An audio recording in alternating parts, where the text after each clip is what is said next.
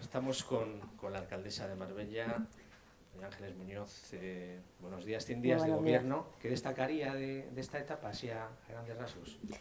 Yo creo que han sido 100 días muy intensos, ¿no? Donde es verdad que una legislatura cuando comienza tienes 4 años por delante y por lo tanto puedes hacer una planificación a 4 años. En este caso no era así, sabíamos que teníamos que revertir lo que nos encontramos y teníamos por delante un corto periodo de tiempo, porque al final no es lo mismo ejecutar un programa en 4 que en menos de 2 años, y por lo tanto han sido 100 días de mucho trabajo, muy intenso, y yo creo que con un resultado, bueno, pues como el que entendíamos que necesitaba Marbella. ¿Hay algo que haya aprendido especialmente en su etapa en la oposición, tras estos 8 años de gobierno, esa etapa, bueno, pues distinta, ¿no?, a la gestión de gobierno? ¿Con qué se queda? Bueno, se aprende mucho, se aprende mucho también estando en la oposición. Yo lo hice cuando estuve en la oposición con Gil y ahora cuando hemos estado en la oposición, cuando estaba gobernando el tripartito más Podemos, es verdad que, bueno, pues te das cuenta de los errores que se cometen, de qué no se debe hacer en política, de qué harías tú de manera distinta si tuvieras la oportunidad de poder estar en el gobierno, y eso te facilita que a la hora de coger el gobierno, pues los errores que incluso se cometieron antes, en ese 8 años de gobierno, pues puedan tener un rumbo distinto, una dirección distinta. O sea que sí que se aprende y hay que sacar además un aprovechamiento siempre en positivo de las cosas, sean buenas o sean malas. Voy a entrar de lleno en la actualidad, señora Muñoz. Una pregunta que le traslado porque la gente, uno está en la calle y se lo pregunta, ¿no? ¿Realmente son necesarias tantas externalizaciones con todo el personal que tiene la plantilla del ayuntamiento? Porque esto la gente no lo acaba de entender. Bueno, no es que sea una externalización del servicio, pero sí que es verdad que cuando el ayuntamiento no puede cargarse con más personal y se sigue incrementando el número de instalaciones deportivas o el número de equipamientos que se tienen que poner en marcha y que tienen que tener un nivel, pues tienes dos posibilidades. Una, o bien haces una ampliación en la plantilla o lo complementas en este caso, con lo que son servicios de empresas de manera externa que controla el ayuntamiento, que es por lo tanto una concesión o un servicio que se hace dentro del capítulo 2 y que lo que garantiza es que el servicio que se le presta al ciudadano es el que el ciudadano quiere y por el que paga con sus impuestos, y eso es lo que ha hecho este ayuntamiento.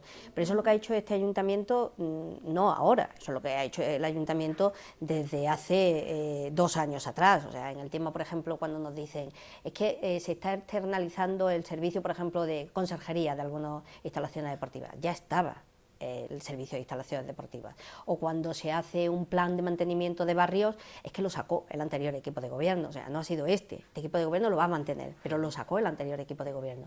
Yo creo que lo que no tiene ningún sentido es que se haga una política que al final no tenga un beneficio para el ciudadano, y eso es lo que desgraciadamente pues hemos visto en estos 2 últimos años, donde no ha habido una estrategia clara ni de externalizaciones ni de no externalizaciones, pero lo que sí ha habido es una falta en cuanto a la calidad de los servicios públicos que se prestaban.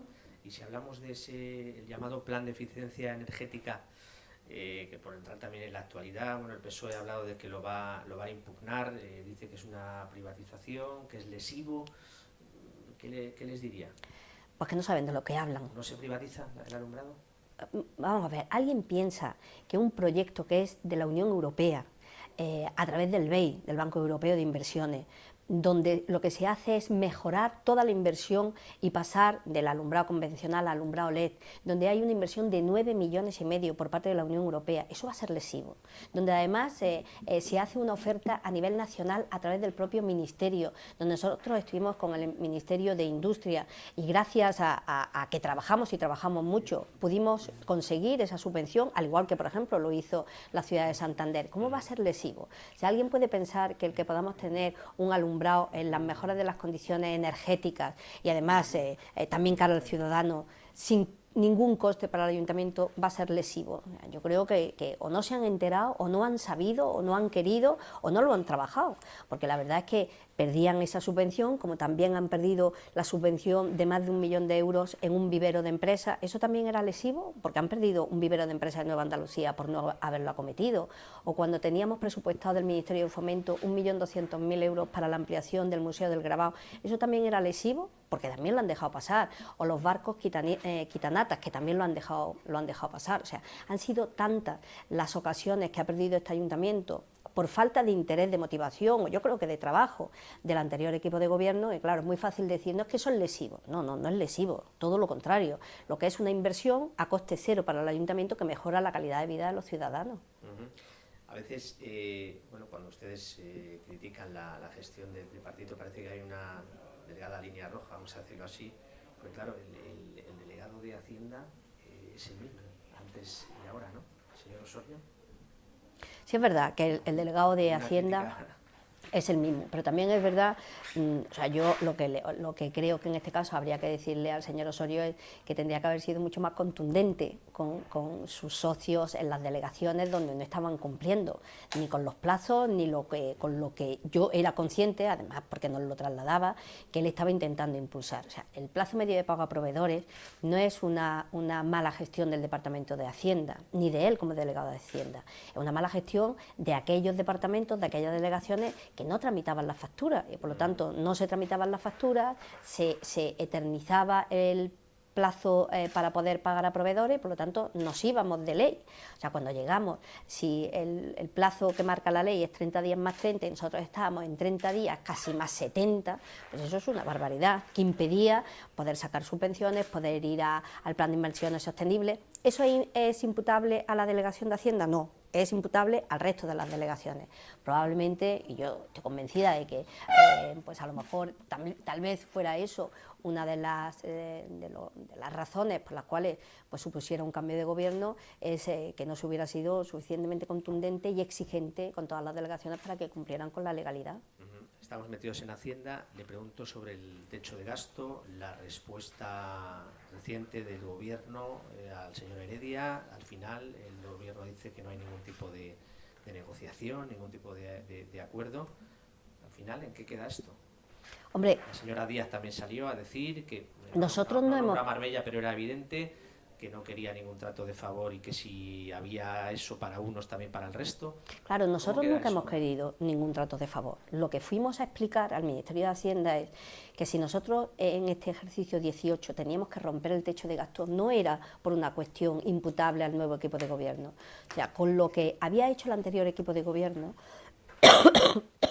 que era no ejecutar presupuesto, la penalización suponía que teníamos que bajar el techo de gasto en 12 millones. Sí. Eso es lo que fuimos a decirle a Hacienda. Miren ustedes, si nosotros, con los números que tenemos que bajar 12 millones de euros porque no han ejecutado el presupuesto. Y lo que le explicamos al Ministerio, miren ustedes, sabemos que tenemos que respetar el techo de gasto, pero una ciudad como Marbella no puede no tener cubierto sus necesidades. Bajar 12 millones de euros es tener unos malos servicios públicos, y eso no podíamos.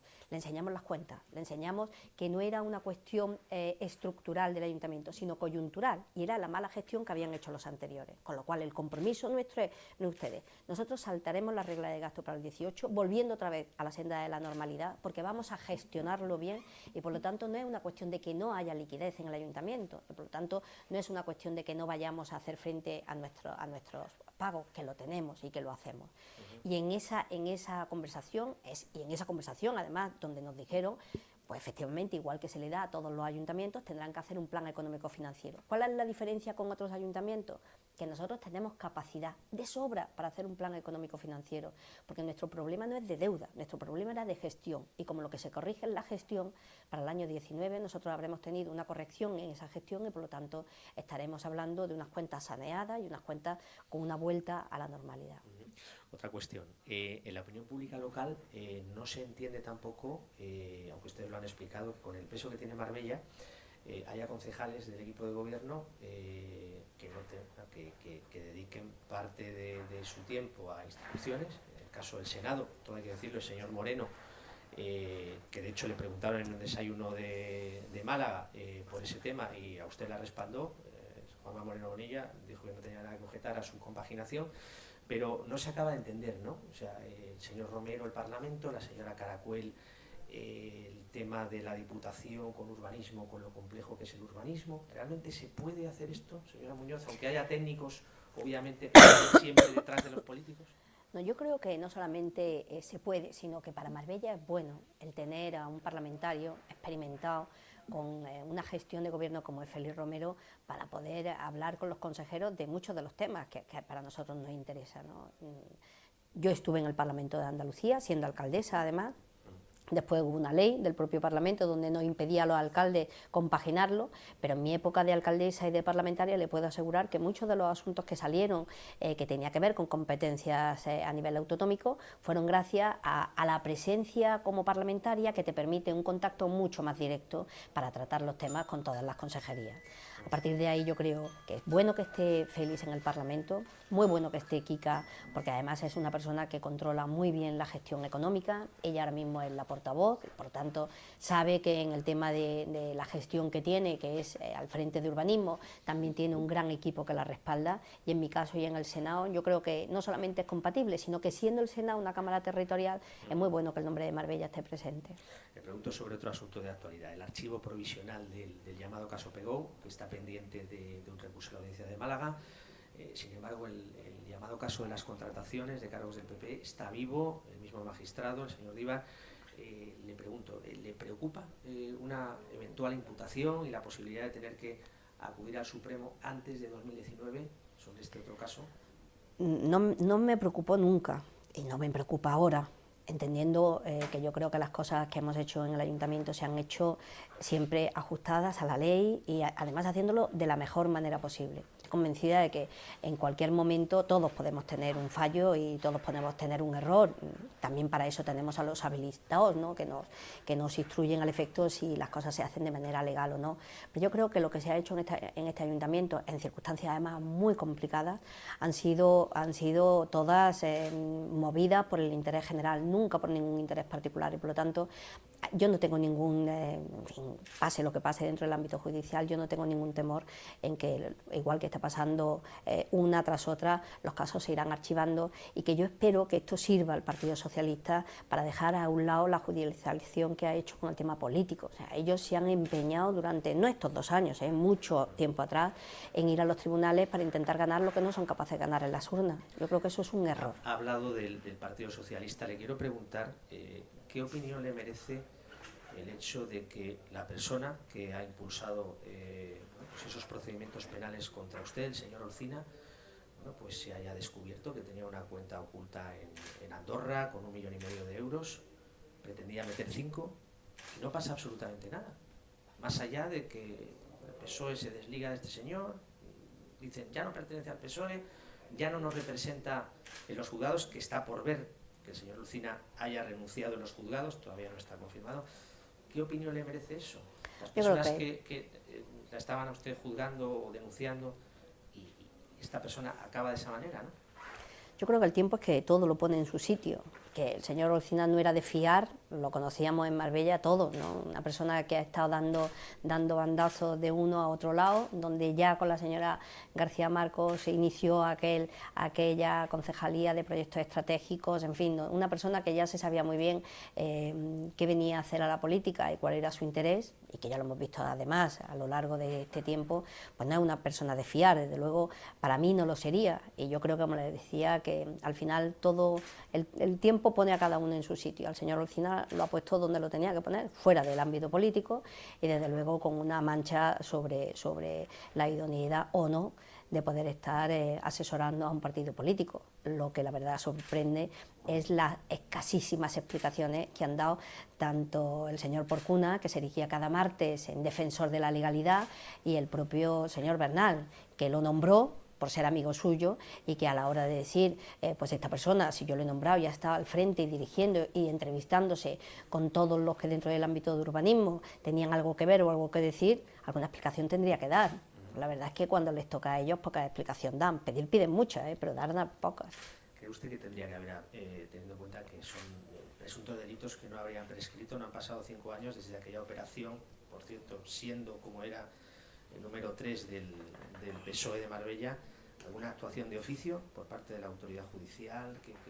¿Qué cree? Bueno, no lo sabemos, o sea, la verdad, claro, no sabemos qué investigación puede estar abierta, ¿eh? O sea, yo creo que ha sido muy grave lo que se descubrió y la verdad es que no sabemos lo que puede, cómo la justicia puede estar actuando o no, qué indicios ha tenido y qué puede estar haciendo de oficio, o sea, nos iremos enterando.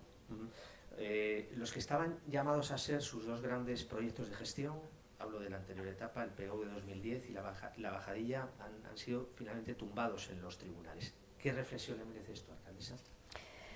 Mira, yo que ahora estamos en la Comisión de Urbanismo dentro de la FEN y que desgraciadamente muchos ayuntamientos también han tenido pues, contratiempos dentro del ámbito urbanístico con decisiones judiciales, pues yo creo que tendríamos que tener a lo mejor algún marco que nos permitiera dentro de lo que es el ámbito legal pues tener mayor seguridad, que por parte de un plan general, un planeamiento, ¿no?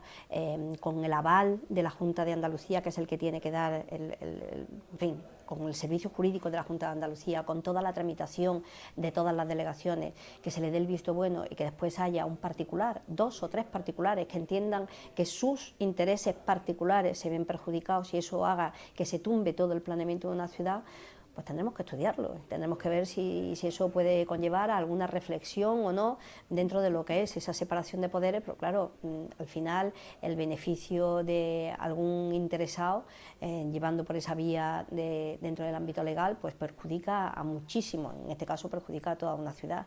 Y tendremos que estudiarlo, tendremos que hacer una valoración, porque es lo que le digo, nosotros lo hicimos dentro de lo que eran los trámites establecidos, legalmente establecidos, y después ha habido una resolución que ha dicho que no entendía que se tuviera que hacer así, sino de otra manera, y por lo tanto pues tenemos que empezar desde el punto de partida. ¿El tema de la bajadilla?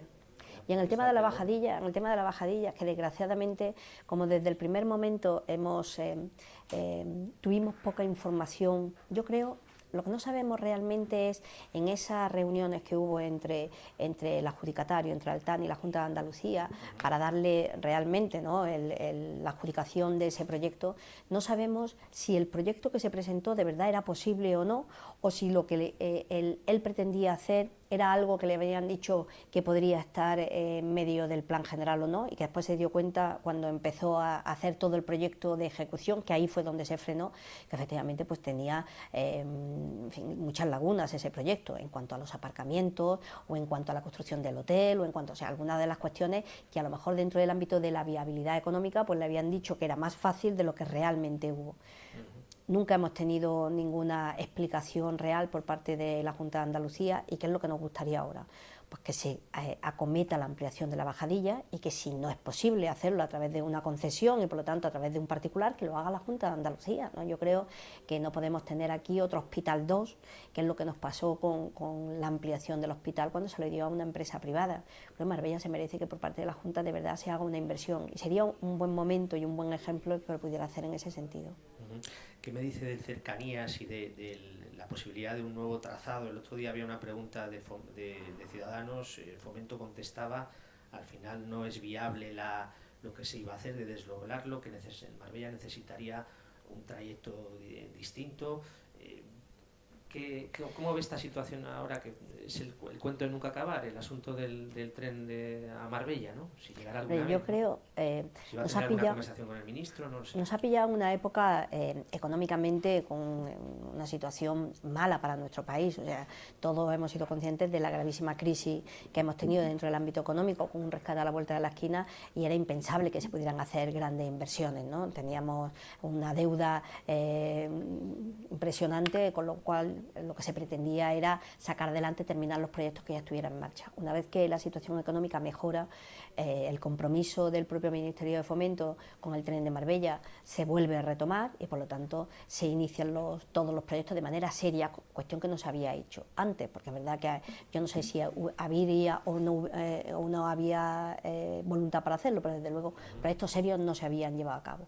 se hace el proyecto serio, se ve cuáles son los dos trazados, se hace además una planificación para una primera fase que llegará hasta San Pedro Alcántara, otra segunda fase hasta Estepona, y la verdad es que nosotros seguimos manteniendo las conversaciones con el ministro. Yo creo que hay voluntad por parte del ministro de sacar adelante el proyecto, creo que además sería una línea absolutamente rentable, y también creo que es conveniente que sean los propios técnicos los que decidan el trazado, la conveniencia de si se tiene que hacer un desdoblamiento o no, o si se tiene que hacer un modificado al proyecto inicial o no. Yo creo que tendrán que ser los técnicos, y el hecho de que nosotros sigamos manteniendo reuniones, como le decía, de manera periódica. Mañana yo tendré otra reunión, ya que vamos a tener un desayuno informativo en Madrid con el propio ministro, es un objetivo claro y una voluntad firme de sacarlo adelante. Hablamos ya en clave de orgánica, de partido y también de como alcaldesa. ¿Se ha marcado algún límite de mandatos, señor Muñoz? Tanto que se habla de Málaga también, no estoy haciendo comparaciones entre el señor de la Torre y usted, pero ¿hay algo fijo en el horizonte? Decir, bueno, hasta aquí, todavía no. Yo creo que depende del momento. Vamos a ver, para estar en la alcaldía, para ser alcaldesa, alcalde, lo más importante es que de verdad tengas una gran motivación y que tengas las ganas y la fuerza de estar ahí dándolo al 100%.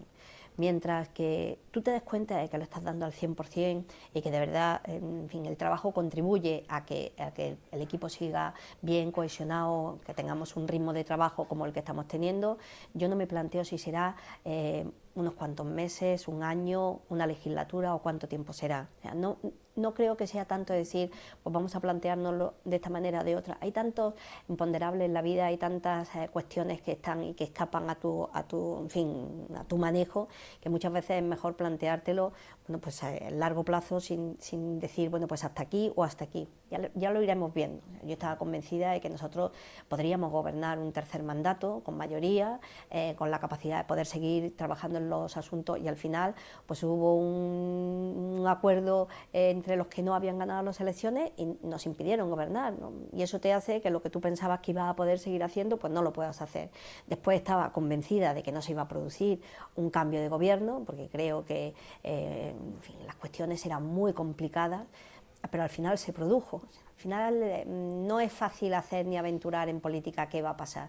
Yo lo que sí le aseguro es que yo estaré en política, sobre todo en la alcaldía, no en primera línea, porque siempre estaré con el PP de Marbella y siempre intentaré dar lo mejor de mí en el PP de Marbella, pero en primera línea, siempre que tenga la fuerza, las ganas y que pueda aportar, estaré. Cuando vea que en fin, que por circunstancias de la vida pues pueda haber otra persona, que las tengo, que las hay, que tenemos el mejor de los equipos, que pueda estar ahí, pues daré un paso al lado y pasará. Por cierto, qué vueltas da la vida y qué lejos queda cuando el señor Piña, no hace mucho tiempo en Televisión Marbella, decía que usted estaba caducada, que usted estaba amortizada.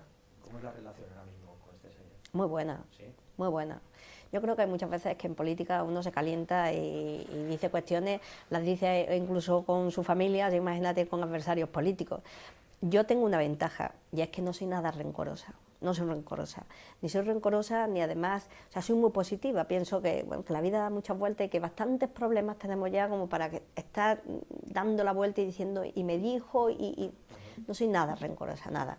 Y además, como digo, tengo en el día a día, soy muy positiva, y eso te permite pues que en un momento determinado también relativices, ¿no? O sea, yo no me lo tomé a mal. Es más, yo algunas de las veces cuando me lo encontré después se lo dije, hombre, podía haber utilizado, con lo bien que estoy, podía haber utilizado cualquier otra expresión.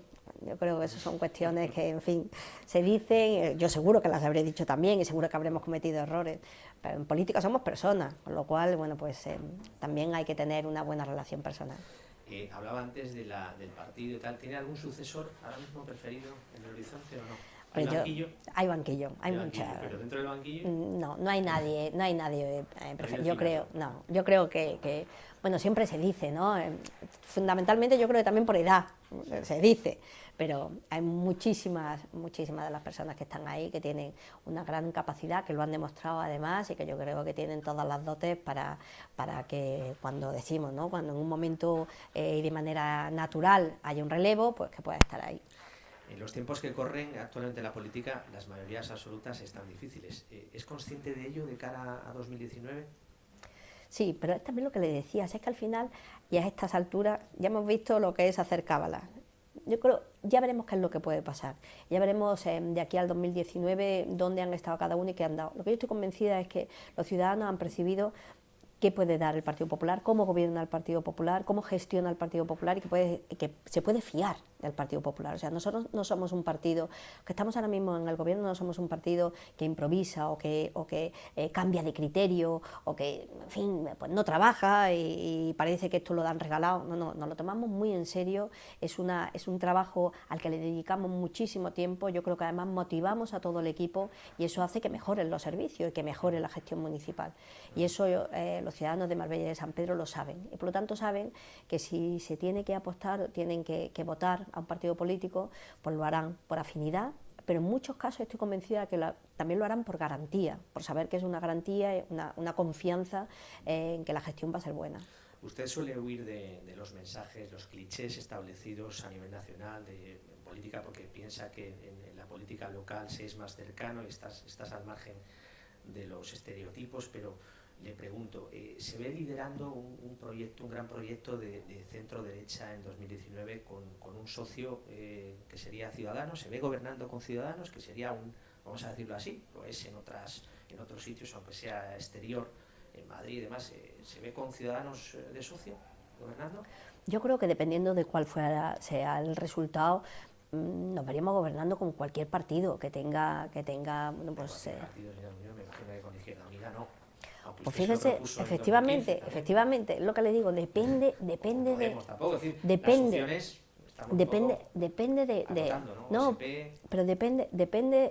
cómo se plantee. Nosotros también le planteamos al Partido Socialista hacer un gobierno y trabajar de manera conjunta, por ejemplo, cuando se anuló el plan general o la aprobación del presupuesto. O sea, nosotros nos vemos gobernando siempre y cuando los planteamientos políticos sean comunes. Es verdad que si en un momento determinado y con opciones que son absolutamente equidistantes a la nuestra, pues es imposible llegar a acuerdos, pues no se llegarán. Pero que nos vemos gobernando y pudiendo llegar a acuerdos con cualquier fuerza política incluso que de verdad tenga, incluso en minoría, sí. Bien, estamos terminando. El movimiento antideslinde advierte de indefiniciones en las lindes, en la documentación del PGO, imprecisiones que podrían conllevar la anulación parcial del documento, y luego OSP ha respaldado esas alegaciones del colectivo a la adaptación del PGO del 86 a la norma autonómica. ¿Le ha sorprendido o forma parte del mensaje que ha mantenido OSP y no le sorprende? Yo creo que cada uno tiene que ser coherente con su planteamiento. Lo que sí le tengo que decir, o sea, que sin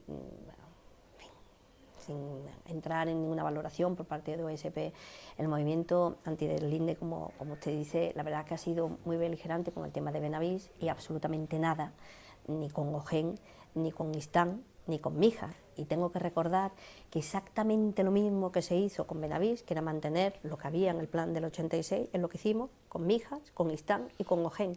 Ahí no ha habido ni una sola alegación. El tema este todos lo sabemos, solamente hay un motivo, y es un motivo político. Ellos pensaron que políticamente esto podía desgastar al Partido Popular porque me desgastaba a mí, y por lo tanto se han centrado en este tema. Y yo lo dije desde el primer momento, que no había ningún interés que no fuera el que nos marcaba la propia Junta de Andalucía, que es lo que nosotros hicimos, y el propio Consejo Consultivo. A partir de ahí hemos seguido a rajatabla lo que nos han marcado las directrices tanto de la Junta como del Consejo Consultivo, y lo seguiremos haciendo. O sea, yo no tengo ningún interés, y lo dije en el primer momento, porque sería todo lo contrario. O sea, para mí sería mucho mejor, siendo yo alcaldesa de Marbella, poder meter un suelo de Benavís en Marbella, donde yo entonces podría tener teóricamente más libertad de poder hacer lo que quisiera con unos suelos. No es verdad. Nosotros no podemos cambiar ni en un lado ni en otro. Hacemos lo que nos dice y lo que nos dictó la Junta de Andalucía desde el primer momento. Que ellos estiman que tienen que hacer la alegación, que la hagan, y serán los técnicos los que la... Desde luego no habrá nunca ninguna dirección política. Por último, su equipo de gobierno ha suprimido la exposición pública del refundido del texto del plan del 86 tras un informe elaborado por la señora Guardabrazo, ¿no? Este informe concluye que no cabe la exposición al público. Yo digo una cosa, ¿no? En aras a la transparencia, que quedase todo claro, ¿no sería bueno exponer al público esto, sobre todo teniendo en cuenta que se trata de un informe que, todo hay que decirlo, no hace un funcionario, lo hace una persona eventual? Bueno, hay que decir dos cuestiones. Una, el informe lo hace Isabel Guardabrazo, pero lo firma el secretario, o sea, lo corrobora y por lo tanto lo visa, por así decirlo, el propio secretario, que es el máximo garante de la legalidad del ayuntamiento.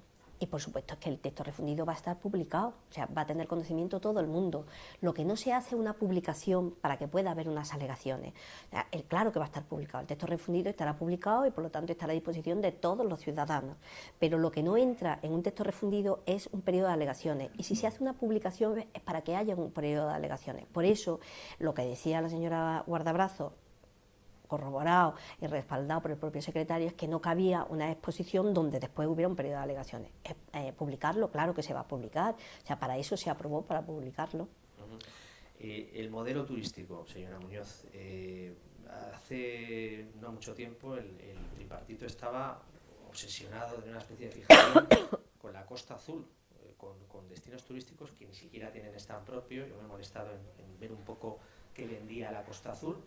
Y había una especie de obsesión. Yo no sé si Marbella debe mirar a la Costa Azul, si debe buscar una identidad propia, teniendo en cuenta que la Costa Azul los precios son muy elevados, las playas no tienen que ver. ¿Cómo ve usted esto? No tenemos nada que ver. O sea, siempre se ha dicho que efectivamente es un lugar donde en Francia pues pueden tener un referente, pero claro, ahora mismo la Costa Azul ya estamos en temporada baja, que es imposible, o sea, ahí no hay nada, está absolutamente cerrado, el clima es malísimo y donde la temporalidad es absoluta, radicalmente desde mayo hasta septiembre, porque el resto del año hay muy mal clima, todo lo contrario a lo que pasa en Marbella, que nosotros tenemos que ir a otro modelo, pues mucho más a lo mejor parecido a lo que es la costa de California en Estados Unidos. O sea, nosotros tenemos que ser ese referente dentro de toda Europa, también para Francia, que tenemos que aspirar a la calidad que en un momento determinado destinos como por ejemplo Niza o Monte Carlo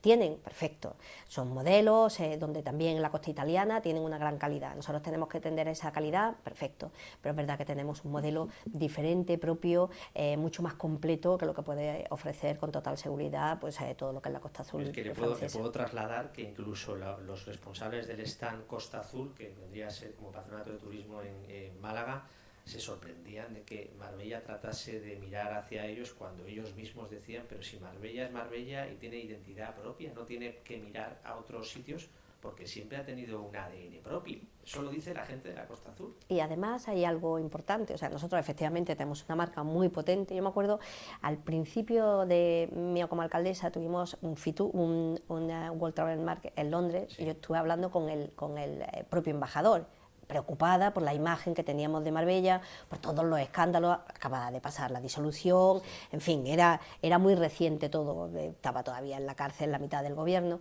y yo le preguntaba al embajador, embajador, ¿tú crees que esto nos puede suponer un problema para Marbella? Y decía, Marbella, a pesar de todo lo que ha pasado, tiene su marca propia, con lo cual no te preocupes, que la fortaleza de una marca tan potente como la de Marbella supera las barbaridades que se hayan podido hacer dentro del ámbito político. Solamente dedícate a sacar adelante y a tener buenos servicios de calidad. Y efectivamente, eso es lo que hemos estado haciendo durante este tiempo. Y yo creo que al final, si hay una cuestión que Marbella puede decir, y es que los servicios que ofrece una ciudad como la nuestra, pues son comparables con las mejores ciudades del mundo y desde luego con unos impuestos y unos precios mucho más razonables que los que tienen pues, esas ciudades, ¿no? donde anteriormente querían ver reflejándose el nombre de Marbella. Pues hasta aquí hemos llegado, señora Muñoz. Muchas gracias por haber atendido esta entrevista de Marbella Confidencial en nombre de nuestros lectores, que es a quienes va dirigida esta información.